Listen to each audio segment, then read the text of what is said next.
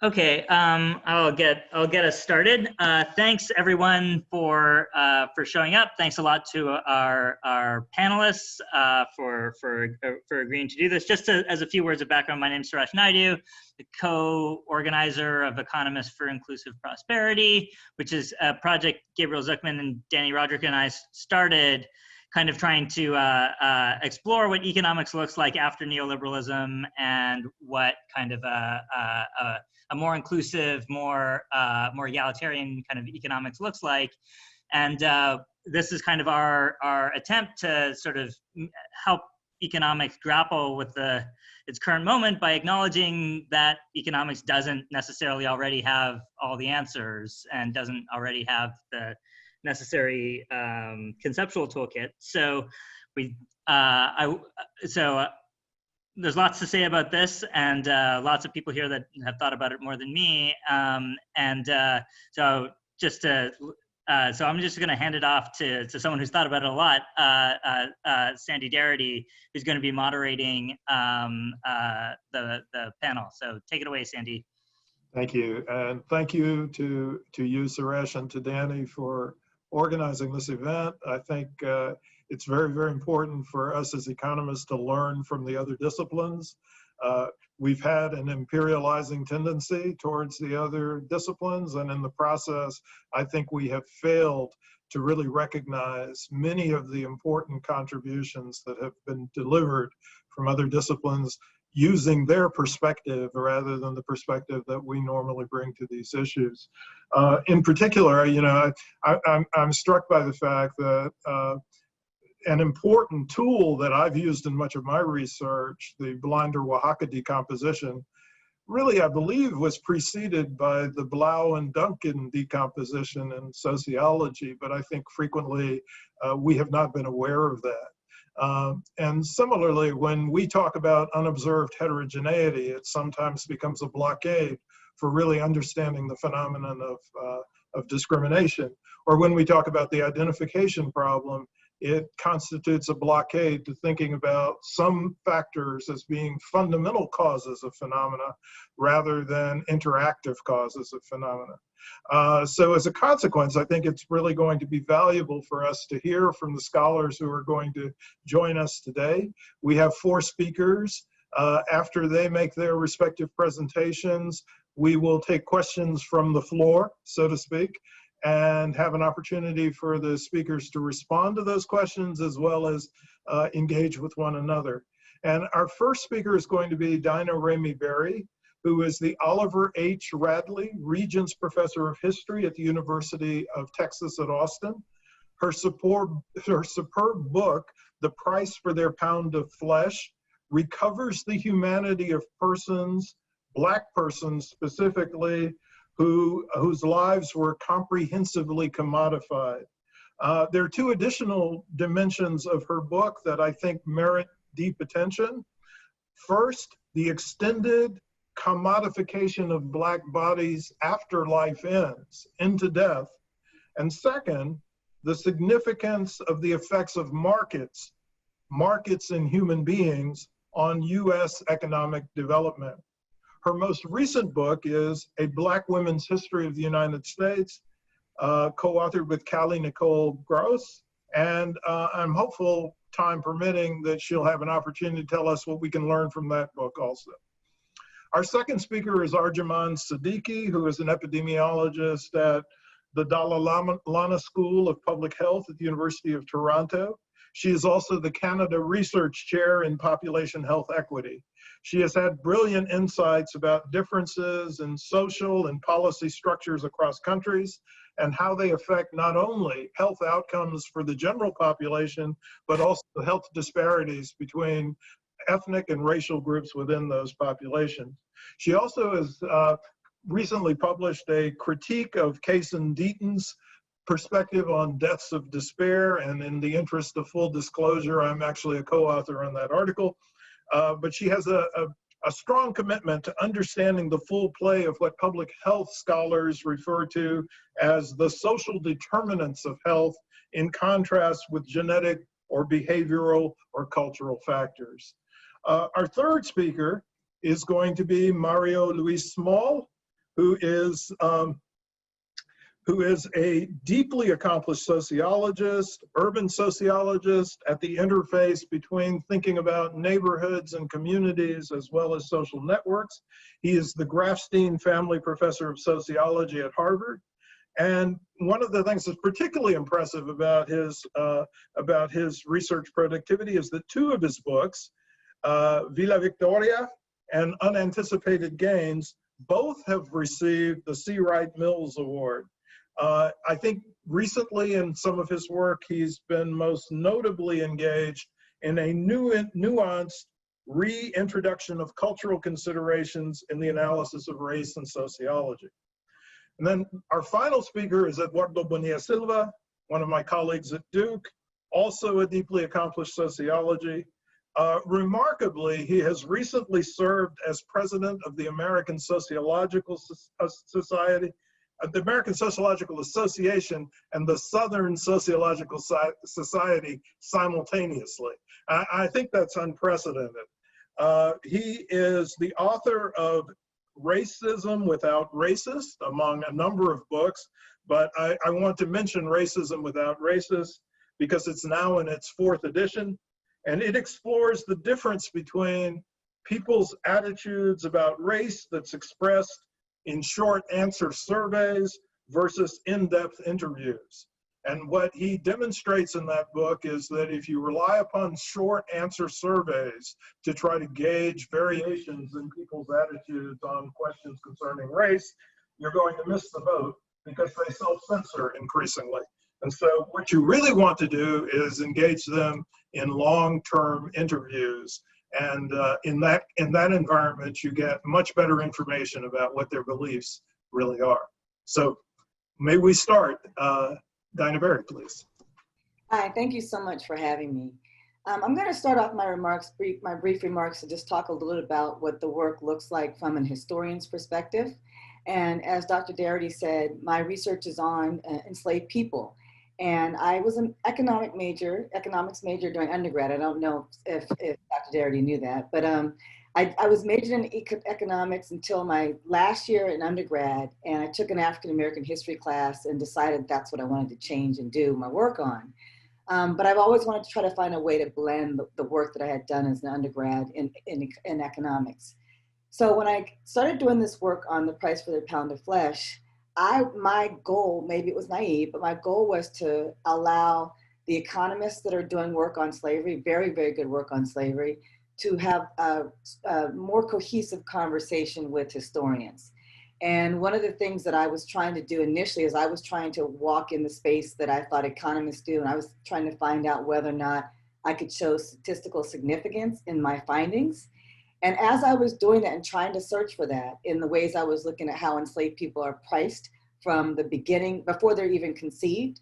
So enslaved mothers were looked at for their fecundity to see what their value of their future laborers would cost, to see whether or not if they had given birth to children, did those children survive to age 5? Were they healthy? And if so, that particular woman received a higher valuation during pregnancy than other women. And so I was doing research on that and trying to look at ways to bridge this gap between the two fields and to make sure that my argument would be palatable in both spaces. And what I learned in the process was that enslaved people spoke very loudly to me when I was looking at these records. And I was using data sets that Stanley Engerman and Robert Fogel created.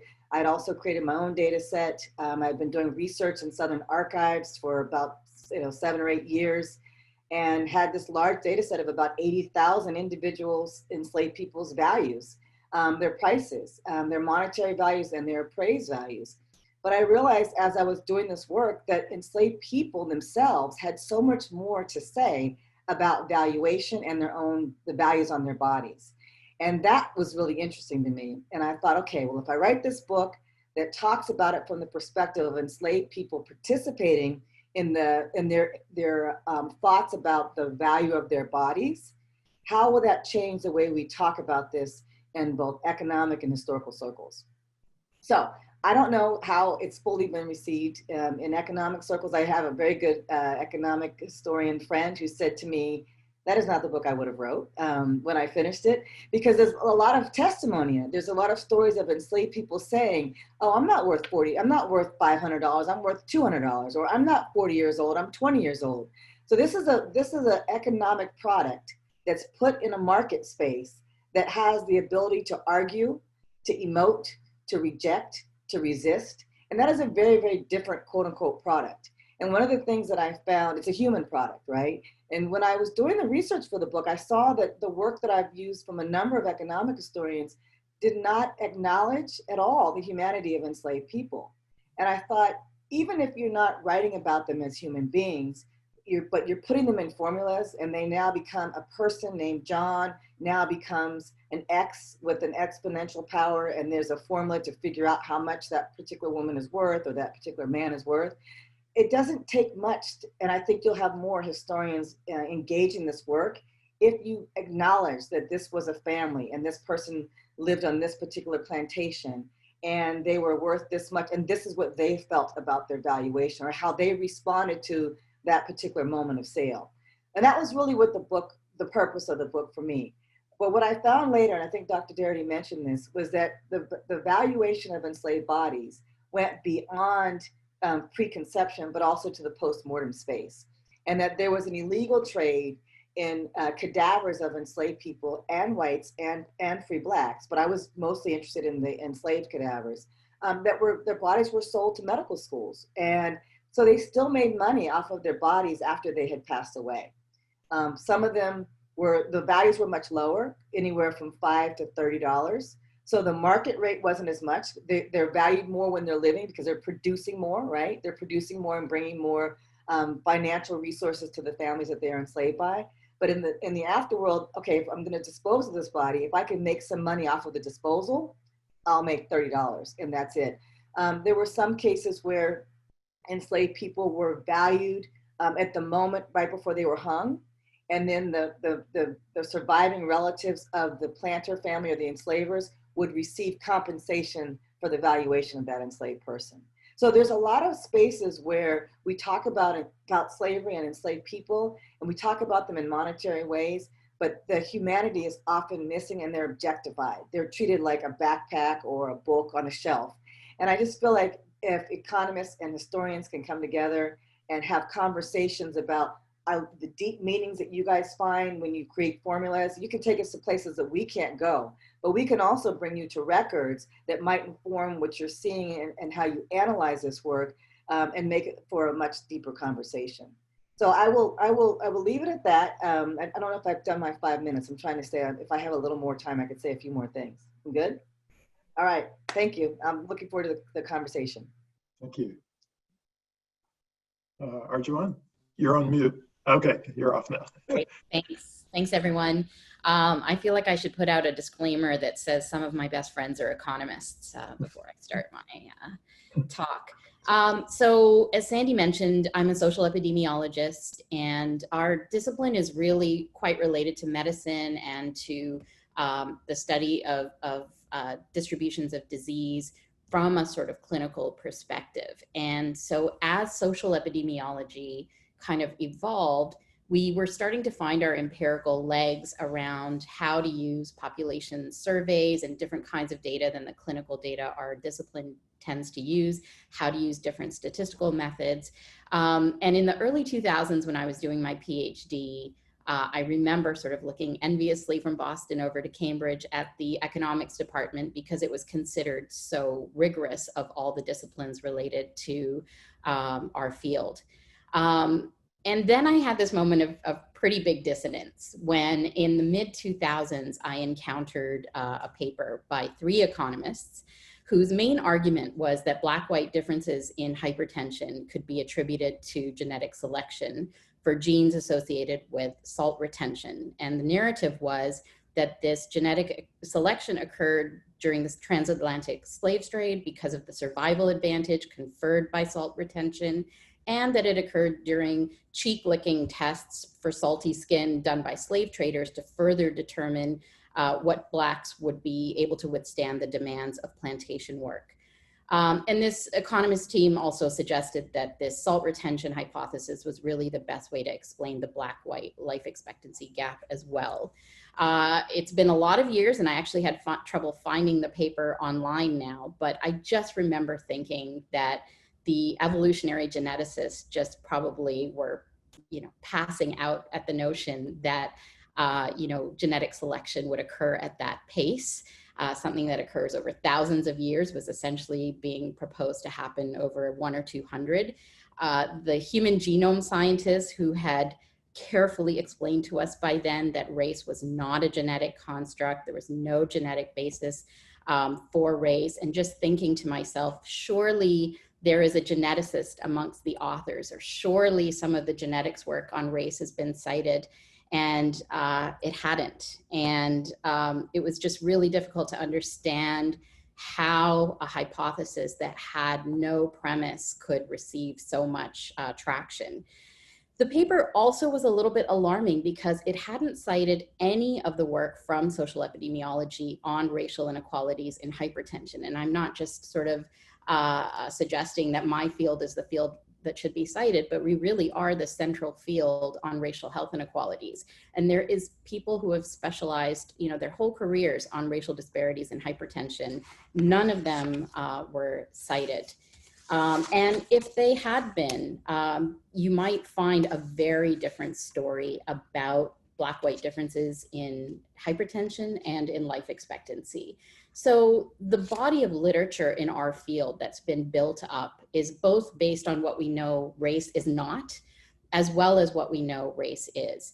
And the idea is that we've built up sort of a conceptual and theoretical basis, but also a lot of empirical tests of the propositions that have been made. And what the field has found is that racial inequalities in health manifest through processes of structural or institutional racism, as well as what is often called everyday discrimination. So Black people are systematically denied access to material resources and are subjected to chronically stressful experiences of daily life. And those things together put them at a higher risk of a wide range of illnesses and death. So social epidemiologists would and have told a very different story about Black-white inequalities in hypertension and life expectancy. Lately, my colleagues and I have been working on the noted rise in white mortality in the US, what's been called the deaths of despair phenomenon, the paper that Sandy mentioned earlier. There are a lot of teams working on this, including economists Ann Case and Angus Deaton. And you'd better believe we take their work very seriously. We have carefully looked at their hypotheses. We have carefully cited them, and so on. And in some ways, I think I live in fear of making facile arguments simply because I've been both careless or dismissive of work from other disciplines. And I'm increasingly of the mind that maybe this fear is a good way to approach scientific inquiry. And I'm increasingly weary when I read work that sort of doesn't cite anyone else outside their own discipline, especially when it's topics that are not central to their discipline and their expertise. So back to that deaths of despair work. So in that piece, we proposed that status threat, group status threat, the sense from whites that they are losing relative status compared to Black and brown people is accounting for the rise in white mortality. And we use in this paper, both theoretical and empirical findings from social psychology and from political science to suggest that at the population level, we can actually measure or proxy status threat by measuring the rise in the vote share going to Republicans in any given county. So our model essentially tested whether rise in Republican vote share at the county level as a proxy of status threat could predict the rise in white mortality, accounting for about 17 social and economic indicators, fixed effects, and so on, that might also be involved in the processes. So we received quite a bit of pushback on this paper in two ways. And the first was that it was just a bridge too far to equate Republican vote share with status threat. And the other was that because of our statistical model, again, 18 variables, county, time, et cetera, fixed effects, because the model did not account for unobserved confounding, that we couldn't interpret the association as being causal. So the fundamental problem I see with this argument is not that it suggests there might be an alternative explanation. I totally concur that there might be, but it's the idea that an unknown alternative explanation that no one is proposing, it's just the idea that there might be an alternative explanation, is given equal weight to a model that tests basically everything we know about how the world works. And so I worry a lot that this notion of unobserved confounding is actually overtaking or being weighted equally with the preponderance of evidence that we have. And I'm not sure that that's a great way to go. You also see it, Sandy mentioned, in models where there are residuals in accounting for race-based differences, and the implication given the preponderance of the evidence would be that these are discrimination effects, and yet there's a reticence to think about that, or at least to weight it equally with the idea that there's some unobserved confounding. There's this sort of unobserved confounding boogeyman out there that we, I think, live by too closely. A final anecdote about our field, and I think what it says about economics. So I had a graduate student who wanted to work on racial differences in the distribution of birth weight. And in fact, she wanted to look at whether Canada and the US have different inequalities in the distribution of birth weight. And the idea was that if we compare countries and their inequalities, we might start to point to some of the societal factors that are modifying inequalities, that are mitigating them or exacerbating them. And I spoke to an economist colleague of mine, who's a lovely person, and he said, you know, I'm a little worried that we're not going to get very far in terms of a causal association if we pursue this line of questioning, that you'll really only be able to say associational things. Why don't we look at how prenatal care affects racial inequalities in birth weight? Which is a fine question. I'm not disparaging the role of prenatal care, but imagine the difference in the size of the question and the focus of the question between something that talks about how societies fundamentally produce inequalities, down to something that deals with a fairly circumscribed issue. And so my worry is that this chase after causal inference precludes us from looking at a lot of really important questions. I'm not suggesting we go down the road of looking at those questions and imply causality when it isn't there, but I do think that we can pursue those questions and say something about what the causal inference issues are and how to push ourselves, but not to completely ignore what I think are really, really important questions for society. And I'll leave it there. Thank you. Mario, please. Thank you very much. This has been very interesting so far. So I'll tell you that the main reason I'm here is probably because a couple of months ago, I published a paper along with Diva Pager in the Journal of Economic Perspectives titled Sociological Perspectives on Race Discrimination. And the point of the paper was to make a case for 6 ideas in our field, sociology, that economists haven't, but probably should take seriously. So what I'm going to do is give you 3 of these ideas, and then after, of course, the last talk, just open it up. So everybody here knows better than I do that traditionally in economics, kind of the 2 standard models are the taste discrimination and the statistical discrimination model when people study race discrimination. And I don't have to tell you what those models are. But one thing I will say is that from our perspective, there are a couple of quite important problems with those models. And I guess you could sum them up with the idea that a model or set of models that studies discrimination by focusing on the potentially racially motivated actions of an actor making decisions today will probably understate a lot of the ways discrimination actually happens and has consequences for even the things that economists care about. And this is the case for at least 3 reasons. The first, I'll say, is that it ignores the possibility of institutional discrimination. And I'm going to use that term in a very narrow sense to refer to differential treatment by race that is either perpetrated by an organization or codified into law. And I'm not using the term structural racism or institutional racism or a lot of stuff that that other sociologists have used and a lot of people in the media have used, because there's sort of ambiguity in some of the usage of the terms, and they don't always mean what we're meaning, what we're referring to, but just very narrowly the idea that differential treatment by race can be perpetrated by either organizations or codified into law. And so to give you a very simple example, sort of take an organization in which nobody, as Becker would say, nobody wants to pay a price to not associate with people of a different race. So nobody has a taste for discrimination.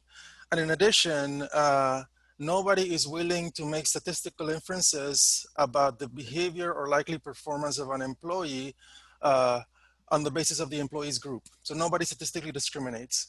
Now let's assume that that firm, as many do, hires new employees on the basis of referrals, that they have an incentive system, for example, depending on the level at which you're hired. For entry-level employees, you'll get $100 if you refer somebody and they get hired.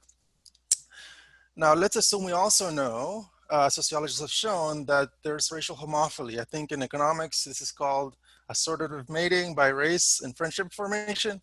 But basically the idea that people tend to have friends of the same race. Now, if this firm is racially homogeneous, what's going to happen is all of the people who come in applying for jobs are going to be other people of the same race because of the pattern in the world and because the strong incentives is made for people to be hired on the basis of the people you already have.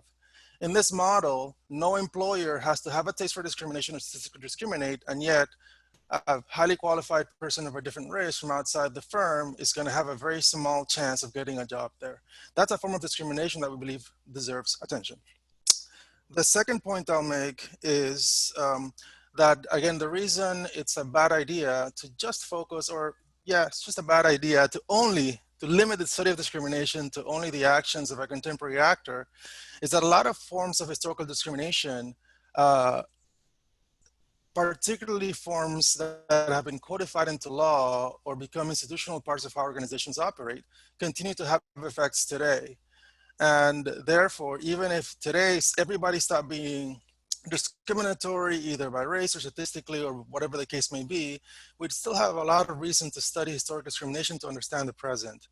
I won't go too much into this other than to say that a very clear example of this is redlining that many of you are familiar with. There have actually been quite a few papers, including a couple by economists in recent years, showing that redlining practices back in the 30s can be shown to have likely had a causal impact on long-term home ownership rates among African Americans and segregation detectable even today. And so there have been papers that, for example, have looked at boundaries, the boundary line for redlining and units on either side of it. They've looked at federal policies that had cutoffs for the size of the town and looked at towns slightly older, slightly bigger and smaller than that.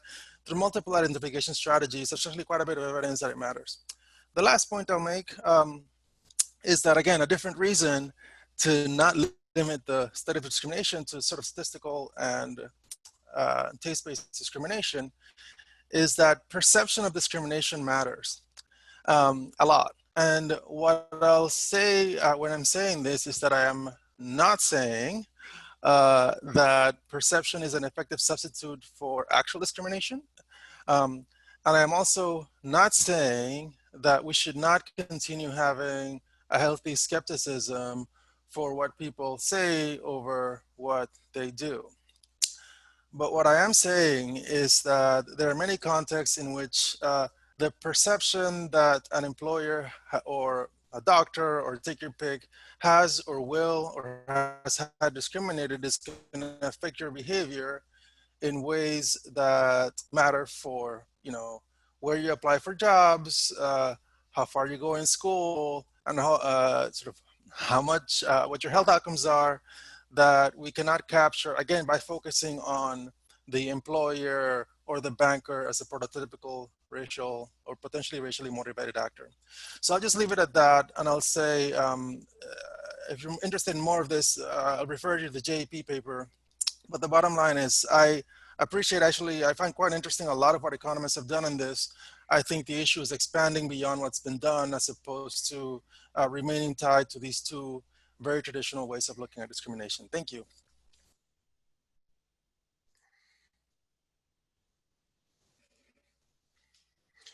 Okay, it's my turn. So economists begin with this notion of the free market, the invisible hand. And we need to be clear that the hand has a color. It's a white hand, and it's a white male hand. I will not address the gender components of the market. I leave that to others. So I will only talk about the racialized aspects of the market, yeah? And like Daina, I also was a double major in sociology and economics, and I was debating, I ended up choosing sociology, in part because of the foundation of economics, these assumptions about the rational actor making decisions on a cost-benefit basis, yeah, in a so-called efficient market. And we all know that the Homo sapiens is a complex animal shaped by multiple social forces and group divisions, yeah? So I do believe, and in that my Marxism, my old Marxism remains with me. So economic factors account for a lot of what happens in life, but cannot explain everything, because the material component of life, yeah, cannot be defined in this narrow economic way in which many of you sort of structure your analysis, yeah? So the white Homo economicus, for example, as we have learned, cares about access to parks, control of neighborhoods and schools, and their culture, yeah? They are willing to fight tooth and nail to keep certain status in place, yeah? They also fight to feel, they like to feel good about themselves, because blacks, as Mara will argue a long time ago, have served as the symbolic index for whites. They can always say, at least I am not black. And that element of feeling good about yourself is important in life, yeah? So whites are so invested in whiteness that many are willing to die for it, as Jonathan Metzl outlined in his recent book. So this is the stuff of history, yeah? We have modernity, and modernity was not just driven by capitalism, because capitalism, as Eric Williams, Cedric Robinson, and many others have argued, you cannot undo the connection between slavery, genocide, land theft, and the economic mode of production, yeah? In the case of the US, we had slavery, we had genocide, we had land theft, we had, and we still have colonialism. As a Puerto Rican, I know that this person doesn't represent my interest. And 2 days ago, we learned he was pondering about selling Puerto Rico, yeah? And of course, workers of color have allowed capitalism or capitalists to extract super profits from us. So that means that the society structure and culture were racialized from the get-go. And I suggest not only produce systemic racism, but that system remains, yeah? So what is systemic racism? It used to be so easy, yeah? It's the bad guys. It's the neo-bad guys. It is the rotten apple theory of life, yeah? These people having a taste for discrimination. The trick is understanding that systemic racism ultimately cannot exist without the actions and inactions of the green apples. That is, most whites participate consciously or unconsciously of this systemic racism stuff. And lately, literally 2 months ago, everybody seems to be talking about systemic racism, but I think most folks talking about it don't know what they're talking about. So for example, they say police departments have systemic racism, and immediately put a caveat, but most police officers are not racist, therefore reversing or reverting to the theory of life of the bad apples, yeah? In truth, the way that we select officers, the training, the culture, all these things shape the actions and beliefs of the officer, yeah? So even the good ones, and I put that in quotation marks, carry out race-based policing. I wanted to give you a lineal example. So this is a young African-American college student who was brutalized in Atlanta recently by 6 police officers. And as you can see, only one of the officers was white. So some of you may be thinking, but can Black people enforce white supremacy? And since slavery, many of Blacks have been selected to participate in the enforcement of white supremacy, yeah? And although historically, the main people in charge of enforcing boundaries happen to wear the white uniform, and not only white police officers, but regular white folks, in truth, that's the way that the system works. And thankfully, because we humans, our subjectivity is shaped by multiple factors, there is always a space, a possibility for change. So what do we need is a historically specific view of racism that allows us to understand that this system share basic features, yeah? Whether we're in Panama, Puerto Rico, Haiti, or the US, all these systems share basic features, but we need to be specific about how is racism structured in a particular society. In a society, you can have regional variations. Think about the US as South, North, West. And we need to be also time specific, yeah? Don't assume that there is one racism throughout history. Racism can change, yeah? The rules and regulations of the slavery regime were different than Jim Crow, and they're different from what we have today that I have called in my work the new racism, yeah? Secondly, the systemic racism forms a structure, yeah? Systemic collective practices, behaviors, and culture that reproduces advantage for some and advantages for others. And here comes the hardest part, which is understanding that this system has a material foundation, yeah? It remains in place like capitalism and patriarchy because systemic racism, because folks benefit from it, yeah? Again, I already showed or suggested that there are fractures in the white community, so possibilities for change. But we need to understand the big implication, which is that racial domination depends on nice, good white people who participate in various ways and to different degrees in maintaining the racial order of things. Borrowing the work from Marx and Poulantzas, the whites are personifications of systemic racism. So they receive mostly in passive or neutral way what David Rodriguez called the wages of whiteness. They follow the dominant racial script. So contemporary whites, they live in white neighborhoods. They have only white friends, white schools, white ideas, white everything, yeah? They even eat white bread. That's a joke. And lastly, they keep trucking along as if racism was the prerogative of the racists, yeah? They even put signs in their yard saying, we believe Black Lives Matter, but we live in a totally segregated neighborhood. So final words. If racism is systemic, then as Mario was articulating, it cannot be just a taste or a matter of statistical discrimination. It's not an individual phenomenon, but a collective practice, yeah? And I think that you also need to understand that the actors, and that's the reason why I moved from economics to sociology, because economics focus on the individual actor, sociology is more likely to see sort of collective behavior. So actors belong to groups and experience life in group structure conditions. So many of our explanations, for example, for the status of people of color, end up doing what William Ryan called eons ago, blaming the victims.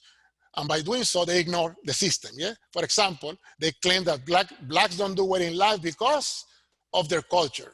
So Oscar Lewis wrote one of his first books on Puerto Rico, Puerto Ricans, yeah, La Vida, claiming that the reason why poor Puerto Ricans didn't do well, actually why Puerto Ricans didn't do well, he didn't divide us, the population, yeah, was because we have the culture of poverty. And that argument of the culture of poverty is like Freddy Krueger. You think you have killed the culture of poverty, and it comes back with a new attire, yeah? Or they claim you're not doing well because of female-headed households, or it's class, or as Daina was talking about, it is they have salt in their bodies, and a lot of people were using that lithograph as evidence, yeah? Because presumably it shows a slave master, yes, tasting a black person to see if they're salty. Alternatively, and we don't know what this person had in mind, but we can think the person was a pervert, yeah? And there's a lot of work showing that slavery included the abuse, sexual and otherwise, of both women and men. So it is anything but racism. And I think it's time for us to take racism seriously, analytically, politically, and morally, as many folks are doing right now in the mean streets, to cite P.D. Thomas, of America. So that's it for me.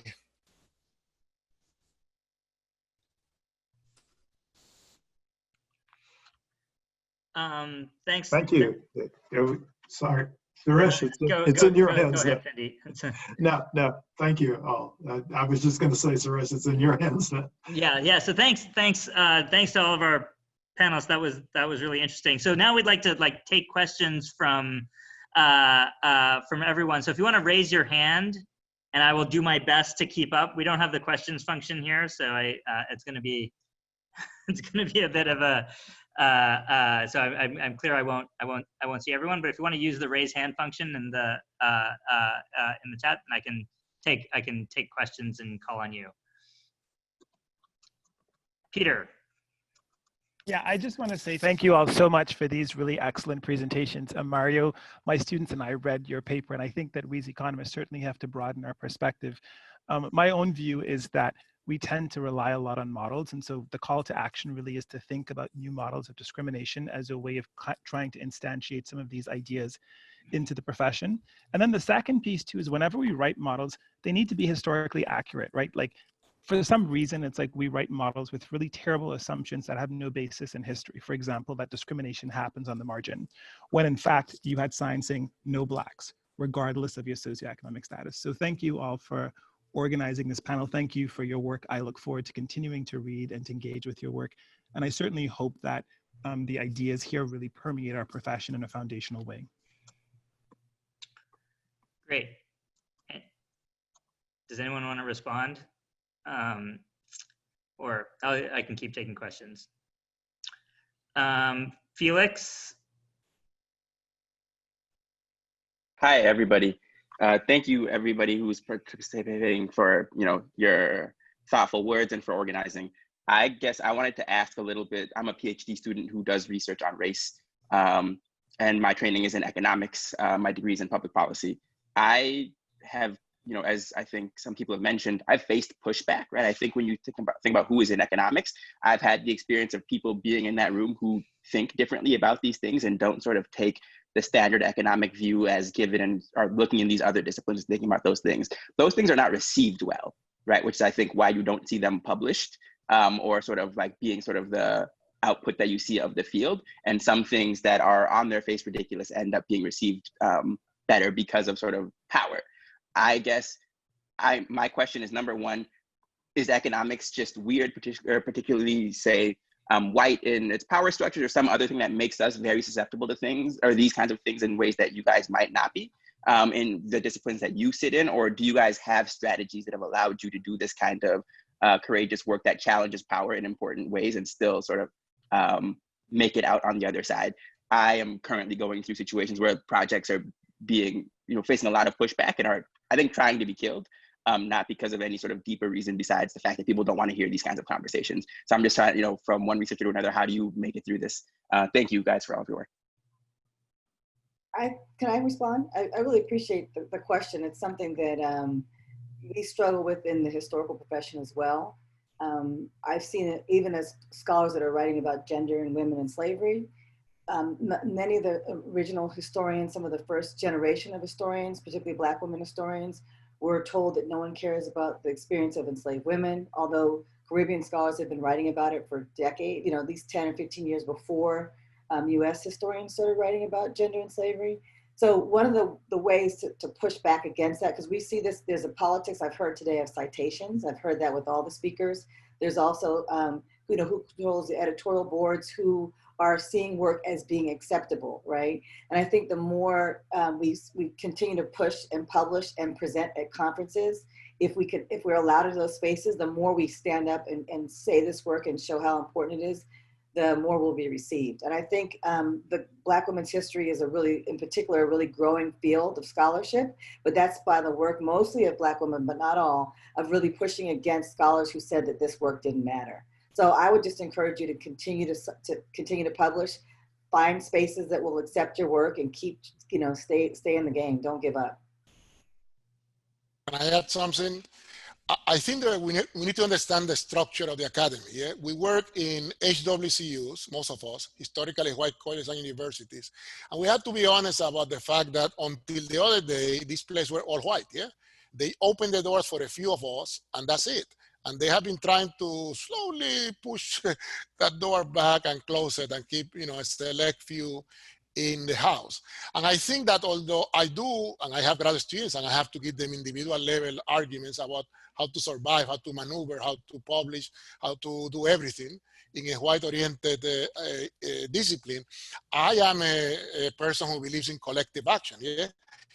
If the problems are systemic, we need systemic solutions. That means that we, the people, need to do a second round of rebellions. Yeah, and I think that the academy has been a little bit slow in responding to the streets. Yeah, so we are here literally because people put their bodies out there in the 1960s. And I think that people are putting their bodies again out there. And it is incumbent upon us to force the changes that people are pushing in the streets into the academy. Do not allow this moment to pass without us forcing change, structural change, systemic change. Don't allow them to tell you, oh, we're willing to hire one more person of color, because the game of hiring one and losing two and getting one, you never win with that, yeah? So we need systemic, big time change at this historical juncture. I'd like to interject something, which is, I think that one of the critical issues for folks who are inclined to think outside of a very narrow box in terms of economics and outside of the traditional ideological boundaries is that you have to be very careful about determining which PhD program you go to. And you have to do an analysis of the types of interest, work, orientation, degree of open-mindedness of the faculty in a specific department. And so don't simply be drawn to the highest cachet department that accepts you, but also look for a department in which there will really be an opportunity for you to pursue the kind of work that's of interest to you. I'd love to, just a small point to add to these points. I think the question is extremely important. I agree with what's been said before. I think they're all excellent points. I would add one more, which is when you're thinking about sort of the problems you're working on and the kinds of papers you're writing, there's an extent to which you may want to say, you know, I want to bring a different perspective to this question that hasn't been brought before. And some of the pushback that you'll feel will probably come from people who are just not used to that perspective or have sort of won't even know how to evaluate it. A different take on that is to say, look, here are 8 things we've always done.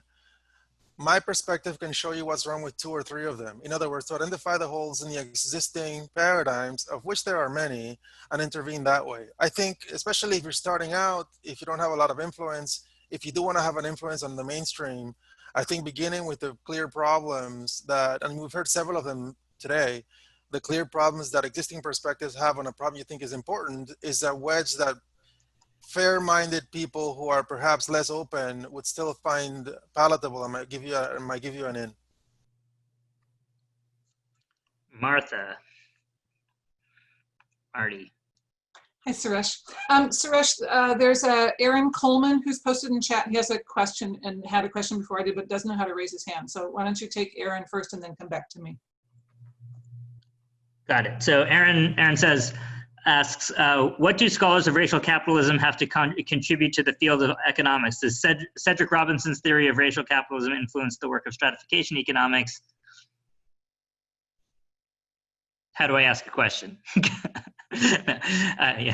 On racial capitalism and its relationship to stratification economics. I almost think Eduardo and Sandy should tee off on this there. I'm not going to tee off too hard because I'm not really sure what people typically mean by racial capitalism, and I'd have to hear a definition of that before I proceeded to try to link it to stratification economics. But I am going to post the link to a couple of discussions of stratification economics that I've contributed to, one short, one long, and I hope that's helpful to people. Yeah, for me, the issue is this idea of the pure capitalist system that many of us, when we're taking Economics 101, we're sort of forced to believe that capitalism is this system of rational actors. And it's understanding that what happened 500 years ago, yeah, the genocide, slavery, etc., left an imprint in the system, and that actually the capitalist order could not have develop and could not continue without racism. Yeah, so that's what I mean by heralding the importance of the discussion on racialized capitalism. And Sandy, as you probably know, there is a burgeoning discussion out there of returning to the Cedric Robinson arguments and trying to tease out a better definition, etc. We may not be still there, but I think that the instinct of connecting race and capitalism as twin components of a social order are important, because the alternative in economics, and I say in sociology too, is assuming that capitalism is this pure system of rational actors, particularly the notion of the bourgeoisie as the super rational actors who might use racism as an ideology, put the violin music, an ideology used by the bourgeoisie to divide workers, assuming that capitalists are not racialized actors, which makes no sense to me. Yeah, except, you know, I think one of the things that has always disturbed me about this notion of racial capitalism is I'm not sure that there's been any other type of capitalism at the beginning because of the centrality of the transatlantic slave trade and slavery to capitalist economic development at its beginnings. But I also don't think that racialism or racism is confined to capitalism either. And so, I've never been fully certain of the utility of the concept of racial capitalism, but yeah, that's you know, I'm idiosyncratic on many counts. Marty? Thank you, Suresh. And Suresh, thank you to you and Gabe and others for putting this together. This has been great. Thank you. I was formulating my question when Sandy made his comment about find yourself a department where you can thrive.